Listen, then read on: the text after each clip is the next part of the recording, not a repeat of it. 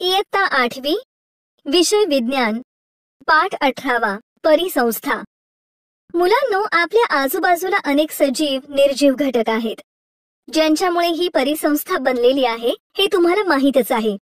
मग सांगा बरं, तुमच्या सभोवताली तुम्हाला कोणकोणते घटक आढळून येतात? आपल्या सभोवताली जैविक आणि अजैविक घटक आढळून येतात. अगदी बरोबर. जैविक घटकांमध्ये आपल्या सभोवतालचे प्राणी, वनस्पती, कीटक अशा सजीवांचा समावेश होतो. तर अजैविक घटकांमध्ये सूर्यप्रकाश, हवा, वायू, जल, जमीन यांचा समावेश होतो. बरं, आता सांगा, तुमचा या जैविक आणि अजैविक घटकांशी प्रत्यक्ष किंवा अप्रत्यक्ष संबंध येतो का? हो, येतो. बरोबर. आपण अन्नासाठी वनस्पतींवर आणि काही प्राण्यांवर अवलंबून असतो, तर ऑक्सिजन, पाणी आणि इतर क्षारांसाठी अजैविक घटकांवर अवलंबून राहावे लागते. तर आता आपण या पाठात परिसंस्थेविषयी माहिती करून घेणार आहोत. मुलांनो, हे काही निसर्गात आढळणारे घटक दिले आहेत. त्यांचे तुम्ही सजीव व निर्जीव या गटात वर्गीकरण करा. सजीव गट: सूर्यफूल, हत्ती, कमळ, शैवाल, गवत, मुंगी, मांजर, नेचे, सिंह. आणि निर्जीव गट: सूर्यप्रकाश, दगड, पाणी, माती, हवा. छान. तर आता आपण या घटकांचा समावेश असणाऱ्या परिसंस्थेविषयी माहिती पाहूया. परिसंस्था: आपल्या आजूबाजूचे जग हे जैविक व अजैविक घटकांनी बनलेले आहे. सजीव व निर्जीव घटकांमध्ये सतत आंतरक्रिया घडत असतात. सजीव त्यांचा अधिवास व पर्यावरणीय घटक यांचा एकमेकांशी वैशिष्ट्यपूर्ण आकृतीबंध तयार होतो. त्याला परिसंस्था असे म्हणतात. यावरून तुमच्या लक्षात आले असेल की जैविक व अजैविक घटक तसेच त्यांच्यात होणारी आंतरक्रिया हे सर्व मिळून परिसंस्था तयार होत असते. सूक्ष्मजीव हे मृत वनस्पती व प्राण्यांच्या अवशेषांतील सेंद्रिय पदार्थांचे म्हणजे प्रथिने, कर्बोदके, स्निग्ध पदार्थ यांचे पुन्हा असेंद्रिय पोषक द्रव्यांमध्ये म्हणजे हायड्रोजन, ऑक्सिजन, कॅल्शियम, लोह, सोडियम, पोटॅशियम यामध्ये रूपांतर करतात. म्हणून त्यांना विघटक म्हणतात. यावरून समजते की सजीव आणि निर्जीव घटक तसेच पर्यावरण यांचा परस्पर संबंध आहे. आता आपण परिसंस्थेची रचना कशी असते ते समजून घेऊ. परिसंस्थेचे घटक. आता सर्वप्रथम हा तक्ता पहा. या तक्त्यात दाखवल्याप्रमाणे परिसंस्थेचे दोन प्रमुख घटक असतात: अजैविक घटक आणि जैविक घटक. अजैविक घटकांचे दोन भागात वर्गीकरण केले जाते: एक भौतिक घटक, दोन रासायनिक घटक. भौतिक घटकात हवा, पाणी, बाष्प, खनिजे, मृदा, सूर्यप्रकाश यांचा समावेश होतो. रासायनिक घटकांचे पुन्हा दोन भागात वर्गीकरण केले जाते: असेंद्रिय पदार्थ आणि सेंद्रिय पदार्थ. असेंद्रिय पदार्थात हायड्रोजन, ऑक्सिजन, नायट्रोजन, कॅल्शियम, लोह यांचा समावेश होतो. तर सेंद्रिय पदार्थात प्रथिने, कर्बोदके, स्निग्ध पदार्थ यांचा समावेश होतो. जैविक घटकांचे स्वयंपोषी आणि परपोषी असे दोन भाग होतात. स्वयंपोषी घटकात उत्पादक हिरव्या वनस्पती असतात, तर परपोषीमध्ये भक्षक आणि विघटक असे दोन भाग येतात. भक्षकांमध्ये प्राणी असून त्यांचे प्राथमिक भक्षक, द्वितीय भक्षक, तृतीय भक्षक असे वर्गीकरण केले जाते. तर विघटकामध्ये सूक्ष्मजीवांचा समावेश होतो. अशा प्रकारे परिसंस्थेमध्ये सर्व घटकांचा परस्पर संबंध असून सर्वात आंतरक्रिया होत असते. परिसंस्थेची रचना. सजीवांना जीवन जगण्यासाठी विविध अजैविक घटकांची गरज असते. तसेच निर्जीव घटकांशी जुळवून घेण्याची त्यांची क्षमता प्रत्येक सजीवानुसार वेगवेगळी असते. एखाद्या सजीवाला किंवा सूक्ष्मजीवाला ऑक्सिजनची गरज असते, तर दुसऱ्या जीवाला त्याची गरज नसते. काही झाडांना सूर्यप्रकाशाची जास्त गरज असते, तर काही वनस्पती ह्या कमी सूर्यप्रकाशातही चांगल्या पद्धतीने वाढतात. हवा, पाणी, माती, सूर्यप्रकाश, तापमान, आर्द्रता या प्रत्येक अजैविक घटकाचा परिसंस्थेमध्ये असणाऱ्या सजीवांवर किंवा जैविक घटकांवर परिणाम होतच असतो. तसेच एखाद्या परिसंस्थेतील सजीवांचे जगणे किंवा त्या सजीवांची संख्या किती असायला हवी हे त्या परिसंस्थेतील अजैविक घटकांवर अवलंबून असते. सजीव परिसंस्थेतील अजैविक घटकांचा नेहमी उपयोग करून घेतात किंवा ते घटक उत्सर्जित करत असतात. त्यामुळेच परिसंस्थेतील जैविक घटकांमुळे परिसंस्थेमध्ये असणाऱ्या अजैविक घटकांचे प्रमाण कमी जास्त होत असते. उदाहरणार्थ, जैविक घटकातील वनस्पती प्रकाश संश्लेषण प्रक्रियेत कार्बन डायऑक्साईड घेतात व ऑक्सिजन बाहेर सोडतात. त्यामुळे वातावरणातील ऑक्सिजन व कार्बन डायऑक्साईडचे संतुलन राखले जाते. मात्र वृक्षतोड झाल्यामुळे या संतुलनावर परिणाम झाल्याचे आढळून येते. तसेच परिसंस्थेतील सजीव घटकांचा सभोवताली असणाऱ्या अजैविक घटकांवर परिणाम होत असतो. त्यामुळेच परिसंस्थेतील इतर सजीवांवरही त्याचा परिणाम होत असतो. त्याचप्रमाणे वनस्पतींची वाढ कमी झाल्यास प्राथमिक भक्षक म्हणजे ससे, हरिण अशा तृणभक्षी प्राण्यांची संख्या कमी झाल्यास दुय्यम भक्षकांच्या संख्येवरही परिणाम होतो. उदाहरणार्थ, वाघ, सिंह यांची संख्याही कमी होऊ लागली आहे. प्रत्येक सजीव परिसंस्थेमध्ये राहत असताना विशिष्ट प्रकारचे कार्य करत असतो, विशिष्ट भूमिकाही बजावत असतो. या सजीवांचे परिसंस्थेतील इतर सजीवांच्या संदर्भातील स्थान व तो बजावत असलेली भूमिका याला निश असे म्हणतात. उदाहरणार्थ, बागेत वाढणारे सूर्यफुलाचे झाड हवेमध्ये ऑक्सिजन सोडत असते. तसेच मधमाशा, मुंग्या किंवा इतर कीटकांना अन्न व आसरा पुरवण्याचे कामही करत असते. परिसंस्थेतील घटकांमधील आंतरक्रिया. आता ही आकृती पहा. या आकृतीमध्ये परिसंस्थेतील घटकात होणाऱ्या आंतरक्रिया दाखवल्या आहेत. ही आकृती पाहून सांगा, यातील आंतरक्रियेमध्ये सूक्ष्मजीवांची भूमिका काय आहे? सूक्ष्मजीव हे विघटक आहेत. बरोबर आहे. सूक्ष्मजीव हे विघटकांची भूमिका पार पाडतात. आता सांगा, अजैविक घटक उत्पादकांना कसे मिळतात? मातीतून, पाण्यातून, हवेतून व सौर ऊर्जेपासून. बरोबर आहे. अजैविक घटकांच्या सहाय्याने उत्पादक अन्न तयार करून इतरांना पुरवित असतात. बरं, आता तुम्ही मला सांगा की भक्षक कोठून अन्न मिळवतात? भक्षक उत्पादकांकडून व इतर काही भक्षकांपासून अन्न मिळवतात. छान. पहा, या आकृतीवरून जैविक आणि अजैविक घटकांची आंतरक्रिया व परस्पर संबंध लक्षात येतो. अजैविक घटकांवर उत्पादक म्हणजे वनस्पती अवलंबून असतात. वनस्पतींवर प्राथमिक भक्षक जसे गायी, म्हशी, हरणे, हत्ती, ससे अवलंबून असतात. त्यावर दुय्यम भक्षक वाघ, सिंह, कुत्रा, मांजर, गरुड अवलंबून असतात. तर तृतीय भक्षक हे सर्व भक्षक असतात. प्राणी व वनस्पती मृत झाल्यावर सूक्ष्मजीव त्यांचे विघटन करतात आणि पुन्हा उष्णता मुक्त होऊन मुक्त द्रव्यांचे पुनर्चक्रीकरण होते. परिसंस्था या बऱ्याच प्रमाणात गुंतागुंतीच्या असतात. त्यातील विविध जीवजातींमध्ये संख्यात्मक व गुणात्मक विविधता आढळून येते. आपल्या भारत देशामध्ये उष्णकटिबंधीय भागात असणाऱ्या परिसंस्थेमध्ये काही जातीचे सजीव हे सर्वच ठिकाणी मोठ्या प्रमाणात आढळून येतात. तर काही वनस्पतींची व प्राण्यांच्या जातींची संख्या बऱ्याच कमी प्रमाणात आढळून येते. तर काही जातींची संख्या खूपच कमी असते. या पृथ्वीवर विविध प्रकारच्या परिसंस्था आहेत आणि प्रत्येक ठिकाणची परिसंस्था ही वेगवेगळी असते. उदाहरणार्थ, जंगल, तळे, सागर, नदी इत्यादी. अशा परिसंस्थांचा आकार, स्थान, हवेची स्थिती, प्राण्यांचे प्रकार व वनस्पतींचे प्रकार या वैशिष्ट्यानुसार त्यांचे काही प्रकार तयार झाले आहेत. जीवावरणात अनेक प्रकारच्या परिसंस्था कार्यरत आहेत.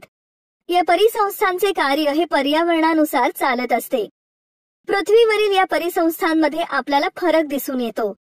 मात्र या परिसंस्था एकमेकांवर आधारित असतात. त्यामुळेच या छोट्या छोट्या परिसंस्था आपल्याला पूर्णपणे एकमेकांपासून वेगळ्या करता येत नाहीत. मात्र वैशिष्ट्यांनुसार, कार्यप्रणालीनुसार व वैज्ञानिक दृष्टिकोनानुसार या परिसंस्थांचे वेगवेगळे प्रकार पडतात. आपल्या पृथ्वीवर काही भागांमध्ये मोठ्या क्षेत्रातील हवामान व अजैविक घटक हे सारखेच आढळून येतात. त्या भागामध्ये राहणाऱ्या सजीवांमध्ये सारखेपणा दिसून येतो. त्यामुळे विशिष्ट अशी परिसंस्था एका मोठ्या क्षेत्रात तयार होत असते. उदाहरणार्थ उष्ण प्रदेशीय मान्सून वने, यालाच बायोम्स असे म्हणतात. बायोम्स मध्येही अनेक छोट्या छोट्या परिसंस्था आढळून येतात. आपली पृथ्वी सुद्धा एक खूप मोठी परिसंस्था आहे. पृथ्वीवर भूपरिसंस्था व जलीय परिसंस्था या दोन मुख्य बायोम्स किंवा परिसंस्था आढळून येतात. त्यांची माहिती आपण पुढे घेऊ. भूपरिसंस्था. आता आपण पृथ्वीवरील भूपरिसंस्थेविषयी माहिती घेऊ. भू म्हणजे जमीन आणि भूपरिसंस्था म्हणजे जमिनीवरची परिसंस्था. ज्या परिसंस्था या भूभागावर म्हणजेच जमिनीवरच असतात किंवा अस्तित्वात येतात त्यांना भूपरिसंस्था असे म्हणतात. पृथ्वीवरील अजैविक घटकांचे वितरण हे भूतलावर वेगवेगळ्या ठिकाणी वेगवेगळे आहे. त्यामुळे वेगवेगळ्या परिसंस्था तयार झाल्या आहेत. जसे गवताळ प्रदेशातील परिसंस्था, सदाहरित जंगलातील परिसंस्था, उष्ण वाळवंटातील परिसंस्था, बर्फाळ प्रदेशातील परिसंस्था, तैगा प्रदेशातील परिसंस्था, विषुववृत्तीय वर्षावनांची परिसंस्था इत्यादी परिसंस्था. तर आता आपण या परिसंस्थांविषयी अधिक विस्ताराने माहिती घेऊ. भूपरिसंस्थांचे दोन प्रकार आहेत, गवताळ प्रदेशातील परिसंस्था आणि जंगलातील परिसंस्था. गवताळ प्रदेशातील परिसंस्था. ज्या प्रदेशांमध्ये पावसाचे प्रमाण कमी असल्याने झाडे उंच उंच वाढत नाहीत त्या ठिकाणी गवताळ प्रदेश तयार होत असतात. अशा प्रकारच्या परिसंस्थेमध्ये गवताची मोठ्या प्रमाणात वाढ होत असते. जास्त प्रमाणात पडणाऱ्या उन्हामुळे व कमी प्रमाणातील पाऊस असल्यामुळे खुरट्या वनस्पतींची वाढ होत असते. अशा ठिकाणी शेळी, मेंढी, जिराफ, हत्ती, झेब्रा, हरिण, चितळ, वाघ, सिंह असे प्राणी आढळून येतात. तसेच वेगवेगळे पक्षी, कीटक व सूक्ष्मजीव आढळून येतात. बरं मग मला सांगा की गवताळ प्रदेशांना कोणत्या कारणांमुळे धोके संभवतात? गवताळ प्रदेशातील प्राणी हे शिकारीमुळे मारले जातात. त्यामुळे अशा प्राण्यांच्या रक्षणासाठी आपण कायद्याची कडक अंमलबजावणी केली पाहिजे. तसेच गवताळ प्रदेशात आपण शेती करण्याचा प्रयत्न केला तर नैसर्गिक परिसंस्थेची हानी होण्याची भीती असते. छान. अशा विविध कारणांमुळे गवताळ प्रदेश नष्ट होऊ शकतात. बरं सांगा, आशियाई चित्ता ही प्रजाती मागील शतकात का नामशेष झाली? आपल्या भारत देशामध्ये चित्त्यांची मोठ्या प्रमाणात शिकार करण्यात आली. राजे, रजवाडे व ब्रिटिश लोकांनी शिकारीसाठी अनेक चित्ते मारले. शिवाय मानवी वस्त्या वाढल्या. तसेच धरणे बांधली, रस्ते वाढले. त्यामुळे जंगले कमी झाली. त्यामुळे चित्त्यांचे अधिवास धोक्यात आले. अगदी बरोबर. मानवी हस्तक्षेपामुळे या चित्त्यांची संख्या खूप कमी होत आज ती नष्ट झाली आहे. आपण आता गवताळ प्रदेशातील परिसंस्थेविषयी माहिती घेतली. मुलांनो, हा पहा तक्ता. या तक्त्यात गवताळ प्रदेशातील परिसंस्थेच्या संदर्भातील माहिती दिली आहे. त्याचे तुम्ही नीट निरीक्षण करा. या तक्त्यावरून उत्पादक, प्राथमिक, द्वितीय, तृतीय भक्षक ते विघटक ही साखळी लक्षात येते. कोणत्याही परिसंस्थेत ऋतुमानानुसार लहान मोठे बदल होत असतात. उदाहरणार्थ वणवा, चक्रीवादळ, दुष्काळ, अतिवृष्टी, साथीचे रोग या सर्वांचा परिणाम परिसंस्थेवर होतो. आज विज्ञानाने बरीच प्रगती केली आहे. त्याचबरोबर नवीन नवीन शब्दही निर्माण झाले आहेत. असाच एक शब्द इकोसिस्टम हा आहे. या शब्दालाच मराठीमध्ये परिसंस्था असे म्हणतात. रॉय क्लॅफाम या शास्त्रज्ञाला 1930 साली पर्यावरणाच्या भौतिक आणि जीवशास्त्रीय घटकांच्या परस्पर संबंधांचा विचार एका शब्दात कसा व्यक्त करता येईल असा प्रश्न विचारला गेला. तर त्यावर त्यांनी इकोसिस्टम असे उत्तर दिले होते. हाच इकोसिस्टम शब्द नंतर एजी टान्सेल या क्लॅफामच्या सहकार्याने 1935 साली सर्वप्रथम प्रचारात आणला होता. इकोसिस्टम यालाच जैविक समुदाय असेही नाव आहे. एकशिंगी गेंड्याविषयी माहिती. मुलांनो, आता मी तुम्हाला एकशिंगी गेंड्याची माहिती सांगते. दुधवा नावाचे जंगल हे जवळपास 1.5 शतकापूर्वी एकशिंगी गेंड्याचे मोठे वसती स्थान होते. परंतु शिकारीमुळे 20व्या शतकात हे प्राणी दुधवा जंगलातून नाहीसे झाले. त्यानंतर 1 एप्रिल 1984 रोजी या गेंड्याचे या ठिकाणी पुनर्वसन करण्यात आले. पिंजऱ्यामध्ये या एकशिंगी गेंड्याचे प्रजनन घडवून आणले. त्यानंतर हे गेंडे निसर्गात म्हणजेच त्यांच्या अधिवासात सोडले. यासाठी 27 चौरस किलोमीटरचा असा गवताळ प्रदेश व वने निवडली. त्यामध्ये 12ही महिने जलस्रोत आहेत. तसेच 2 निरीक्षण केंद्रे बसवली. त्यामुळे या ठिकाणी केलेल्या प्रयत्नांना चांगलेच यश आले. वृक्ष एक परिसंस्था. मुलांनो, आता आपण जंगलातील परिसंस्थेविषयी माहिती घेऊ. त्यापूर्वी मला सांगा की वृक्ष ही स्वतंत्र परिसंस्था आहे का? हो, आहे. बरोबर. मोठा वृक्ष हा एक परिसंस्था होऊ शकतो, कारण एका वृक्षावर अनेक प्रजातींचे अधिवास असतात. अनेक प्रकारचे कीटक, पक्षी वृक्षाच्या वेगवेगळ्या भागात राहत असतात. तसेच अनेक पक्षी हे कीटक खाण्यासाठी वृक्षावर येतात. अनेक प्राणी, पक्षी अन्नासाठी वृक्षाच्या फळांचा, पानांचा उपयोग करतात. कवके, लायकेन, शैवाले या वनस्पती वृक्षांवर वाढत असतात. त्यामुळे अनेक अन्न साखळ्या आणि अन्न जाळ्या वृक्षाच्या आधारे तयार होत असतात. म्हणून वृक्ष हा एक स्वतंत्र परिसंस्था आहे असे म्हटले जाते. जंगल परिसंस्था. मुलांना हे चित्र पहा. या चित्रात दाखवल्याप्रमाणे जंगलामध्ये दाट वृक्ष असतात.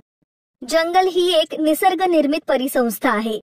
या ठिकाणी अनेक प्रकारचे वृक्ष, प्राणी, पक्षी हे एकाच ठिकाणी असतात. तसेच जमिनीत हवेत असणारे असेंद्रिय घटक, हवामान, तापमान, पर्जन्यमान हे घटक सुद्धा वेगवेगळ्या प्रमाणात आढळून येतात. भारतामध्ये अशी अनेक जंगले राष्ट्रीय उद्यान किंवा अभयारण्य म्हणून घोषित केली आहेत. या तक्त्यात काही अभयारण्ये व त्यांचे स्थान दिले आहे, ते तुम्ही पहा. आपल्या देशाला खूप मोठी वनसंपत्ती लाभलेली आहे. तिचे संरक्षण करणे ही आज काळाची गरज आहे. आता हा दुसरा तक्ता पहा. या तक्त्यात जंगल परिसंस्थेतील विविध घटकांची माहिती दिली आहे. या तक्त्यावरून आपल्याला जंगल परिसंस्थेतील विविध घटकांची माहिती मिळते. माहित आहे का तुम्हाला? तुम्हाला हे माहित असणे गरजेचे आहे. आपल्या भारत देशामध्ये जवळपास 520 अभयारण्ये आणि राष्ट्रीय उद्यानांमध्ये अनेक प्रकारच्या परिसंस्थांचे रक्षण होते. The great Himalayan national park हे सर्वात मोठे अभयारण्य आहे, जिथे पांढरा बिबट्या या दुर्मिळ प्राण्याचे रक्षण केले जाते. काझीरंगा राष्ट्रीय उद्यान हे आसाम राज्यात आहे. येथे हत्ती, गवा, रानडुक्कर, रानम्हैस, हरिण, वाघ, बिबटे यांच्यासह अनेक प्राण्यांचे जतन केले जाते. जगात सापडणाऱ्या भारतीय एकशिंगी गेंड्यांपैकी 2/3 गेंडे या उद्यानात आढळून येतात. पाणपक्ष्यासाठी जगप्रसिद्ध अभयारण्य भरतपूर येथे आहे. रणथंबोर अभयारण्य हे पट्टेदार वाघासाठी प्रसिद्ध आहे. आशियात सिंहाचे जगातील एकमेव आश्रयस्थान म्हणून गुजरातमधील गीरचे जंगल प्रसिद्ध आहे. जलीय परिसंस्था.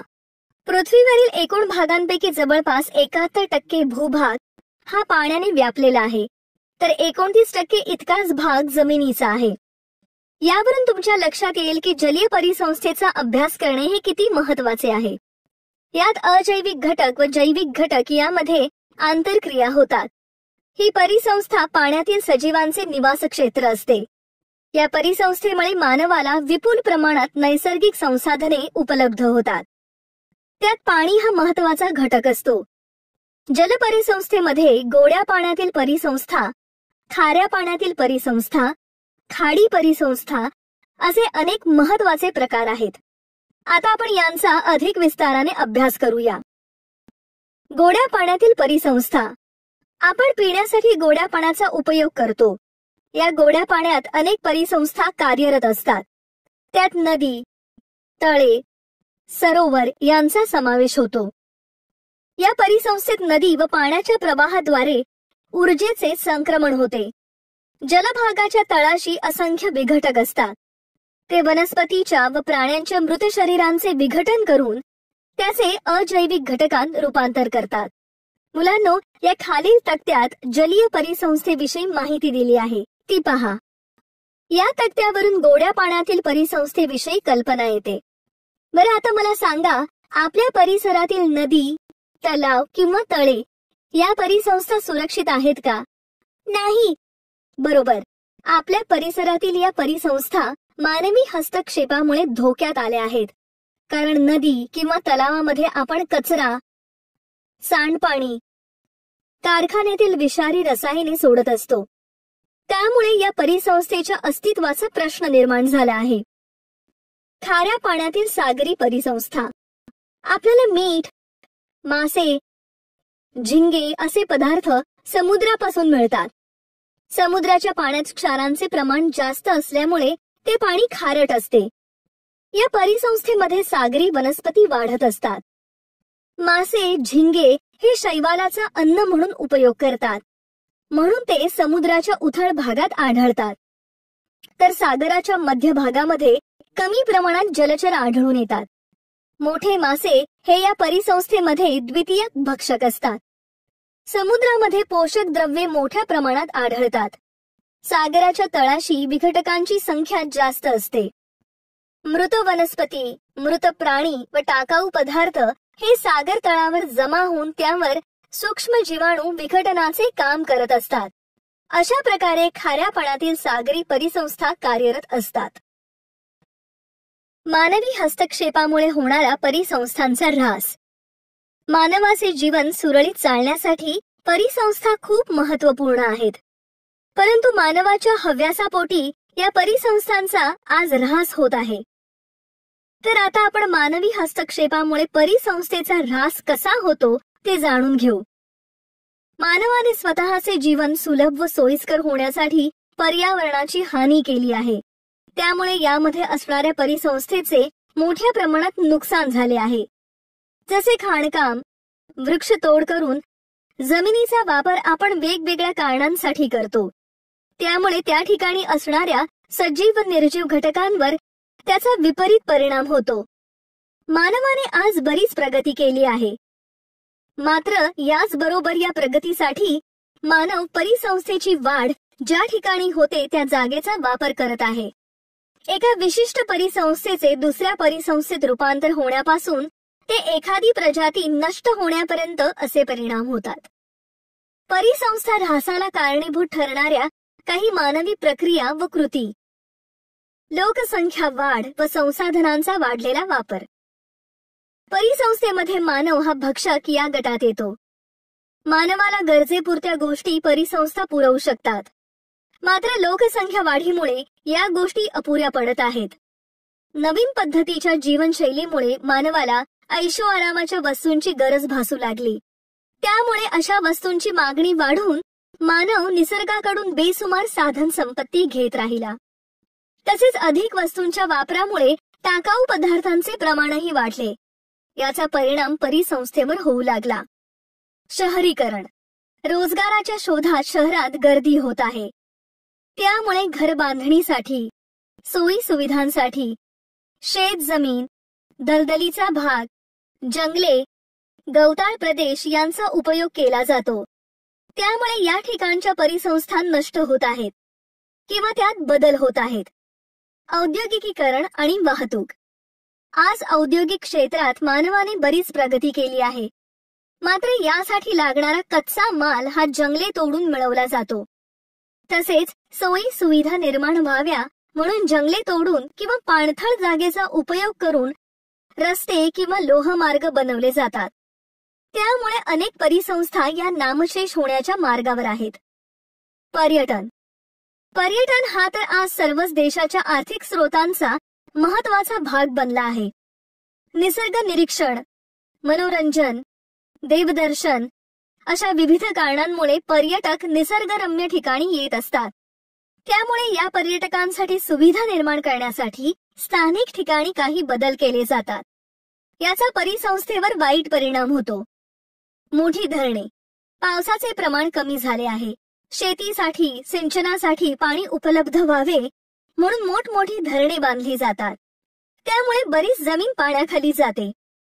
त्या ठिकाणी असणाऱ्या जंगलाचे किंवा गवताळ प्रदेशांचे जलीय परिसंस्थेत रूपांतर होते.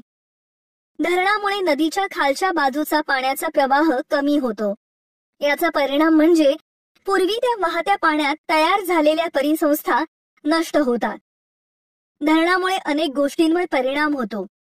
आता तुम्ही मला सांगा बरं, धरणामुळे कोणत्या कोणत्या जैविक घटकांवर परिणाम होतो? वनस्पती, प्राणी, पक्षी, मानव. बरोबर. ज्या ठिकाणी धरण बांधले जाते त्या ठिकाणी वनस्पती, प्राणी, पक्षी व मानव यावर परिणाम होतो. मात्र त्याचा सजीवांना फायदाही होत असतो. मला सांगा, नदीतील वाहत्या पाण्यातील जैविक घटकांवर काय परिणाम होतो? नाही माहीत? मीच सांगते. जलीय परिसंस्थेमधील वनस्पती व प्राणी हे तेथील परिसंस्थेला अनुकूलित झालेले असतात. वाहत्या पाण्यातील परिसंस्था व स्थिर पाण्यातील परिसंस्था या वेगवेगळ्या असतात. वाहत्या पाण्यातील परिसंस्था व वनस्पती यांच्यात विशिष्ट अनुकूलने दिसून येतात. त्यामुळे या वनस्पती प्लवकांच्या स्वरूपात किंवा शैवालाच्या स्वरूपात आढळून येतात. तसेच माशासारख्या जीवांमध्ये शरीराची रचनाही त्याचप्रमाणे असते. युद्धे, जमीन, पाणी, खनिज संपत्ती किंवा काही आर्थिक व राजकीय कारणांमुळे मानवी समूहात स्पर्धा व मतभेद निर्माण होत आहेत. याचे रूपांतर युद्धामध्ये होत आहे. युद्धात बॉम्ब, सुरुंग यांचे स्फोट घडवून आणले जातात.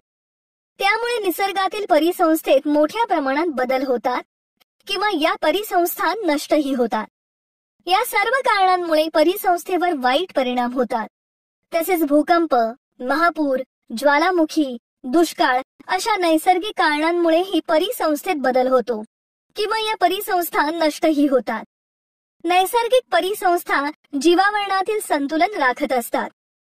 त्यामुळे या परिसंस्थांची काळजी घेणे हे आपले काम आहे. आपण या पाठामध्ये परिसंस्थेची रचना, त्यांच्यातील आंतरक्रिया याविषयी माहिती अभ्यास करून घेतली आहे. तसेच भूपरिसंस्था, जलीय परिसंस्था, खाऱ्या पाण्यातील परिसंस्था याविषयी माहिती घेतली आहे.